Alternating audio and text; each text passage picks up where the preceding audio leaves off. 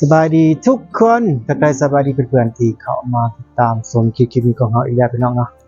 สายลมทิมเซโนคือเก่าคือเดิมวันนี้พี่น้องวันนี้เราก็จะไปพาทุกคนไปบ้านตุกอดอีกแล้วทุกคนคือเก่าคือเดิมกับทีมงานพี่น้องคือคลิปต่อจากคลิปก่อนนะพี่น้องเนาะคลิปที่เราซื้อลูกปลาไปให้เพื่อนนั่นแหละแล้วมันมีคลิปต่ออีกเนาะจากเมื่อก่อนคลิปก่อนของเรานั่นเองนะซึ่งวันนี้จะเป็นคลิปเกี่ยวกับอย่างเดี๋ยวไปติดตามชมกันอยู่ที่หน้าของตูก้อนคือเก่าคือเดือนพี่น้องก็เดี๋ยวเข้าไปติดตามชมกันอย่าลืมทุกคนอย่าลืมสวยกด Subscribe กดไลค์กดแชร์กดกระดิ่งแจ้งเตือนให้พี่น้องเนาะเป็นกำลังใจให้เราสายลมทีมเซโนชาแนลคือเก่าเด้อทุกคนนะเดี๋ยวไปติดตามชมคลิปนี้กันได้เลยทุกคนจูนปะจ๊ะอันบอกให้เอาอัน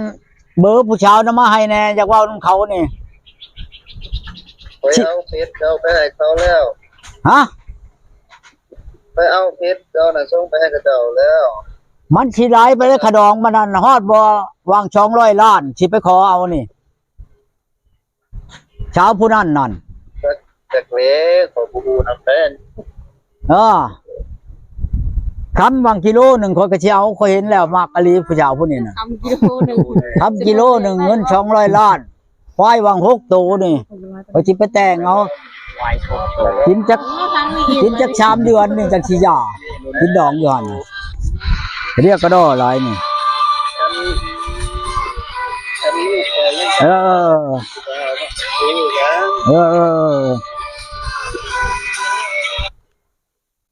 ฮัลโหล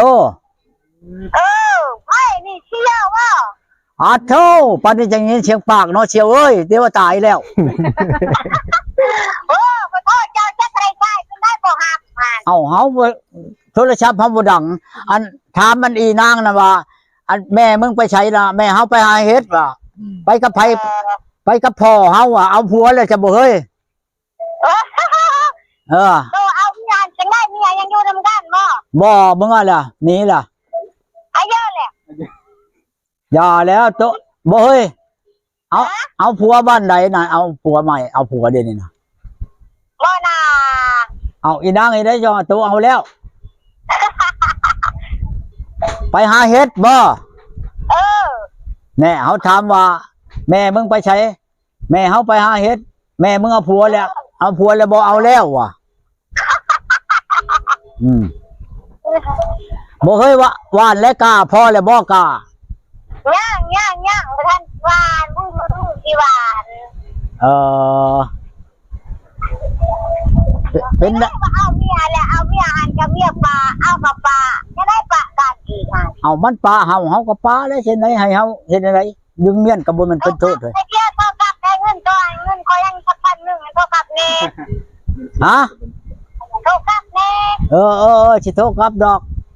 เชียวว่าโตกลับด่วนเชียวอยู่ชาละวันอันนี้นะ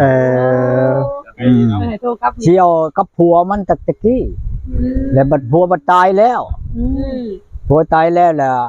ก็บ่แม่นนั้นมันก็ยังได้อยู่กับเฮาน่ะเฮาบ่ทันได้ลงกับมันนะ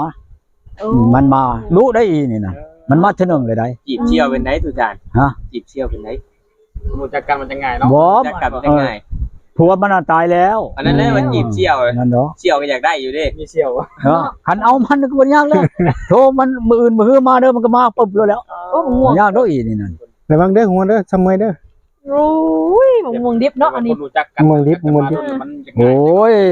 มันเท่าใดว่าคนจักกันใหม่เท่าใดปีเท่าใดชาติแล้วรู้จักกันกับมันนี่มันบ่ยากเด้อเชียวนี่จักไปมาหาสู่ตะกี้เนาะกับผัวเราเด้เชียวอันโตสิขึ้นมาบ่มาหาเต็งทีบ่ข้าเวียกในเที่ยวเขาก็ข้าเวียกคือกันแล้วไอ้บ้านกาบ้านมุ่งมันแหละบ่ได้ไปทางใดแล้วบัดนี้เอ้าลูกไปใช้ฉันลูก2 คนเด้เอ้ากะอันบักกันเอาเมียน่ะก็อยู่ในหั่นแล้วว่ะอยู่ในหันข้าวหันไปเฮ็ดหน้าอยู่หันเดอยู่นี่เดมันหลายช่องหัน2 ช่องเฮ็ดก็ยังใครแล้วเต็งน่ะบ่มีไผเฮ็ดเดี๋ยวนี้น่ะ โอ้ยตอนเอาเมียเนาะโทรมาตามไปทัดเครื่องเนาะเชียวเนาะ มันบ่แม่นชั้นนะเชียวตอนนั้นคันสิโทรคันสิหับเบอร์โตบัดยันเกรงใจเมียแล้วก็อดเอาหั่นแหล้วเอ้ยเช่นได้ฉันบ่แม่นหยังดอก อ้าวเชื่อใจเชื่อเอาเครียดทั้งแห้งเมื่อวานที่พักเงินที่ช่วยแจ้งร้องลูกไม่กินขย้อนไปตามหาที่เซ่แล้วโมโหหายถ้าบาโทรปากว่าเบาที่ชูเนี่ยเขาบริเบาน้ำเขาปิดเครื่องปลาปิดแล้วปิดแล้วปิดยังบวางตลอด เอาเว้าเนาะเมียอยู่เนาะก็ย่านมันเกรงใจเมียนั่นแหละบ่แม่นหยังดอก เอ้ยเนี่ยตัวดีงามเนาะซุยคนอ้วนดินเลยนะจะลงติ๊กต็อกเห็นแล้วบ่เมียเฮาน่ะเห็นแล้วแน่บัดนี้เฮาเห็นบ่เจ้ากับเจ้านั่งน้ำกันเห็นแล้ว บ่เชียว ฮะ อันพวกมันเฮามีเมียน่ะเว้าหยอกเว้าหัวเลยเนาะบัดเฮาฟ้าแล้วก็บ่อยากเว้าเลยนี่เนาะ จังได้บ่เว้าก็เว้าแล้วให้มาก็เห็นบ่ให้มาก็บ่มาเลยเนาะคันเฮาฟ้าแล้วนั่นคันพวกมาจังได๋นี่เกี่ยวกับค่าเวียกว่างานห่านก็จะเรียกดำไม้ดำหน้าอันนี้อันบ่ทันเรียกดำไม้ดำหน้าไปเกี่ยวตกปลาบ้านกาก็สิเผาทางนี้แน่เผาทางนั้นแน่ช่องจุ่งแต่กาช่องบ่เอ้ากันนั้นก็ป้าอยู่พุ่นก็มาเฮ็ดน้ำเฮาไปก็ได้กินคือเข้าคือกันนั่นแล้วเฮาบ่แม่นว่าสิกินนั่นอันนั้นดอกกินใบไม้ดอกอันมาเฮ็ดนาเฮาน้ำเฮานี่ก็ดีกับป้าให้ลูกเฮ็ดอยู่พุ่นก็ดีคันว่าอยากมานั่นก็บ่อยากมานั่นสุโธพะโลเด้อบ่ได้เกี่ยวกับค่าเวียกข่อยยอมเจ้าแล้วบางหันเขาบ่ได้ค่าเวียกยังไปหาเจ้าแน่สิไปก็ได้เป็นสิว่าก้าแน่งัวแน่จักป้าให้ลูกเห็นบ่ข้อยก็เบิ่งลานแน่มีลานแหละจะไปจะเบิ่งลานลูกเฮ็ดเวียกเฮ็ดงานโตหันไปก็บ่คือเกี่ยวเอ้าป้าให้เขาเบิดแล้วลูกก็ป้าให้เขานาก็ป้าให้เขางัวก็ป้าให้เขาก็มาอยู่น้ำเฮาไปแล้วมาช่างเอาใหม่แล้วเฮ้ยเกี่ยวฟังค่อยเว้าหั่นว่าหันบ่ว่าจะได้เมียตุ้ยว่านี่หันเมียเมื่อแล้วจะได้เมียจอยอีกบ่จอยก็ยามันบัดนี้พอได้มาผู้ได้มาเฮ็ดอยู่เฮ็ดกินกันสิมาบ่หรือบ่มาเว้าแม่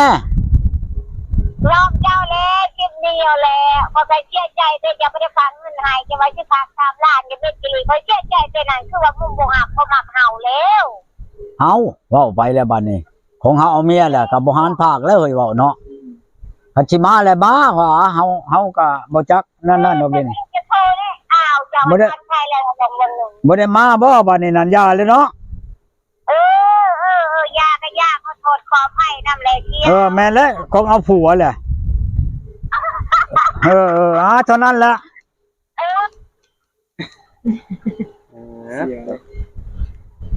ดีกับเสี่ยวเสี่ยวสบายบ่ยังกันก็ได้กับเสี่ยวจนป้าฮอดผู้นี้นี่อันเด้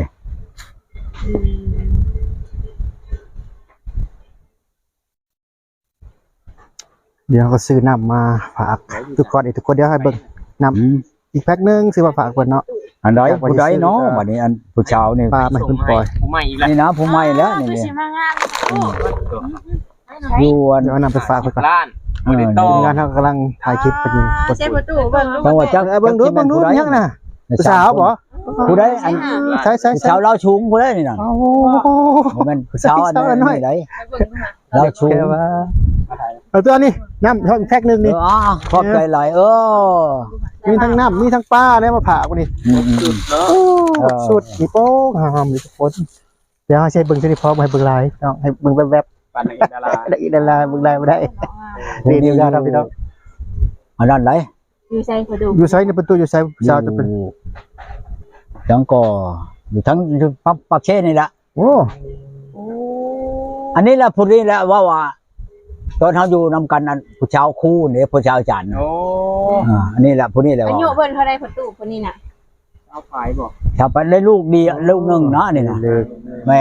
แม่ก็ไม้ลูกหนึ่งไม้ลูกหนึ่ง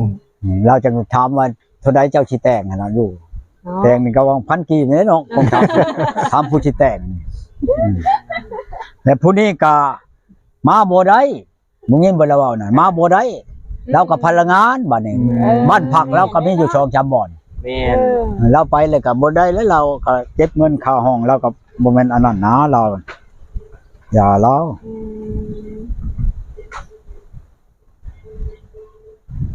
มีแต่ผู้งามๆนะประตู เรานี่ก็อันพลังงานคือกันเราผู้โทรมานี่ก็ดีอันนี้อยู่ปักเชบ่ดื้อมันยังก็เราอยู่นี่เบิ่งสิโทรสิถามมึงเราก่อนถามว่าฮัลโหลอาจจะหัวเด้อ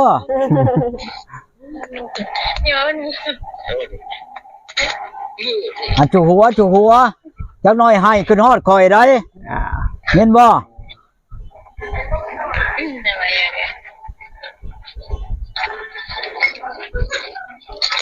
อันฉันบ่คือว่าอยู่มืดแท้ มาที่มันกินเบียร์ กินเบียร์เถอะอยากกินน้ำเด้